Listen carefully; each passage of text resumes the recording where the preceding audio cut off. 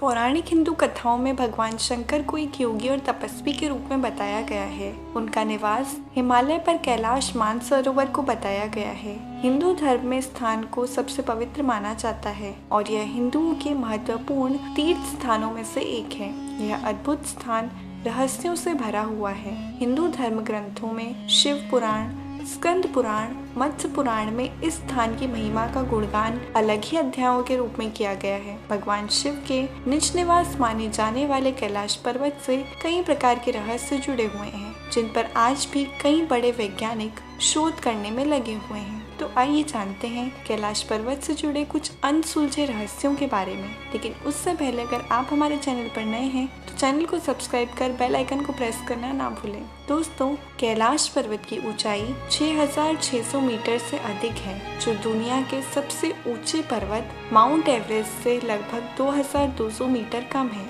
इसके बाद भी माउंट एवरेस्ट पर अब तक 7000 से अधिक बार चढ़ाई कर चुके हैं, लेकिन कैलाश पर्वत पर अब भी कोई व्यक्ति नहीं चढ़ पाया है। यह आज भी अजेय है। चलिए जानते हैं इसके रहस्य के बारे में। दोस्तों, इस पर्वत पर किसी के न चढ़ पाने के पीछे एक बड़ी वजह ये भी बताई जाती है कि पर्वत पर थोड़ा सा ऊपर चढ़ते ही व्यक्ति दिशाहीन हो जाता है। उसे समझ में नहीं आता कि जाना कहाँ है, और चूंकि पर्वत पर बिल्कुल खड़ी चढ़ाई है, ऐसे में बिना दिशा का ज्ञान हुए चढ़ाई करना मौत के मुंह में जाने के समान है। इसके अलावा कहते हैं कि कैलाश पर्वत का स्लोप कोण भी 65 डिग्री से ज्यादा है, जबकि माउंट एवरेस्ट में स्लोप 40 से 60 डिग्री तक है, जो कैलाश पर्वत की चढ़ाई को और भी मुश्किल बनाता है। ये भी एक वजह है कि पर्वतारोही एवरेस्ट पर तो चढ़ जाते हैं, लेकिन कैलाश पर्वत पर नहीं चढ़ पाते। इतना ही नहीं, कैलाश पर्वत देखने में पिरामिड के आकार का है। ऐसा कहा जाता है कि कैलाश पर्वत धरती का केंद्र है, जिसे एक्सिस मुंडी भी कहा जाता है। कहा जाता है कि इस पर्वत पर 10 दिशाएं आपस में मिल जाती हैं, और अगर यहाँ पर कोई दिशा कंपास लेकर आता है तो वह खराब हो जाता है और ठीक से दिशा नहीं बताता। इस पवित्र पर्वत की चढ़ाई करने वाले लोगों ने दावा किया है, इस पर चढ़ाई करने के दौरान बड़ी तेजी से उनके बाल और नाखून बढ़ने लगे थे। जहां सामान्य तौर पर बालों और नाखूनों को बढ़ने में 2 सप्ताह का समय लगता है, वहीं कैलाश पर्वत की चढ़ाई के दौरान मात्र 12 घंटे में ही बाल और नाखून बढ़ने लगते हैं। कहा जाता है कि पर्वत की हवा के कारण उम्र बढ़ने की प्रक्रिया तेज हो जाती है। इसके अलावा कैलाश पर्वत बहुत ही ज्यादा रेडियो एक्टिव भी है।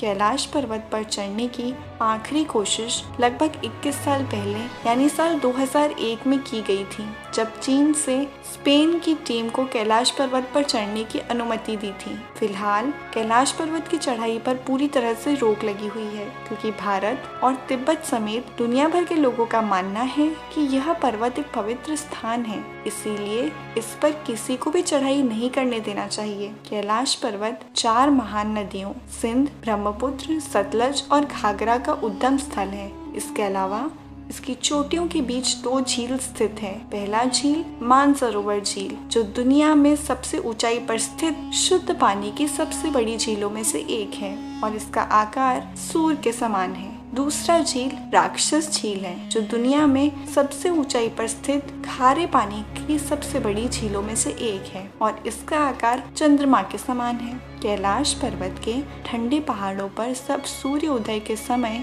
सूर्य की किरणें पड़ती हैं तो विशाल स्वास्तिक की आकृति बनती है, जिसे देखकर ऐसा लगता है कि भगवान सूर्य भगवान शिव को श्रद्धांजलि दे रहे हैं। कैलाश पर्वत और उसके आसपास के वातावरण पर अध्ययन कर चुके रशिया के वैज्ञानिकों ने जब तिब्बत के मंदिरों में धर्मगुरुओं से मुलाकात की तो उन्होंने बताया कि कैलाश पर्वत के चारों ओर एक अलौकिक शक्ति का प्रवाह है, जिसमें तपस्वी आज भी आध्यात्मिक गुरुओं के साथ टेलीपैथिक संपर्क करते हैं। अगर आप कैलाश पर्वत या मानसरोवर झील के क्षेत्र में जाएंगे तो आपको निरंतर एक आवाज सुनाई देगी, जैसे कि कहीं आसपास में एरोप्लेन उड़ रहा हो, लेकिन ध्यान से सुनने पर यह आवाज डमरू या ओम की ध्वनि जैसी होती है। वैज्ञानिक कहते हैं कि हो सकता है कि यह आवाज बर्फ के पिघलने की हो, या फिर ये भी हो सकता है कि प्रकाश और ध्वनि के बीच इस तरह का समागम होता है कि ये यहाँ ओम की आवाजें सुनाई देती हैं। कई बार कैलाश पर्वत पर 7 तरह की लाइटें आसमान में चमकती हुई देखी गई हैं। नासा के वैज्ञानिकों का ऐसा मानना है कि हो सकता है कि ऐसा यहाँ के चुंबकीय बल के कारण होता हो। यहाँ का चुंबकीय बल आसमान से मिलकर कई बार इस तरह की चीजों का निर्माण करता है। ऐसा भी कहा जाता है कि एक बार डिस्कवरी की टीम इस पर्वत पर चढ़ाई करने के लिए यहाँ आई थी, लेकिन उसमें से कोई भी इस पर्वत पर नहीं चढ़ सका। आखिर में इन लोगों को यहाँ से वापस जाना पड़ा। इस पर्वत के बारे में जानकारी रखने वाले लोग कहते हैं कि इस पर्वत पर सिर्फ अच्छी आत्माएं ही प्रवेश कर सकती हैं। इसके अलावा यहाँ कोई भी प्रवेश नहीं कर सकता। दोस्तों, अभी के लिए बस इतना ही। वीडियो अच्छी लगी हो तो चैनल को सब्सक्राइब जरूर करें। मिलेंगे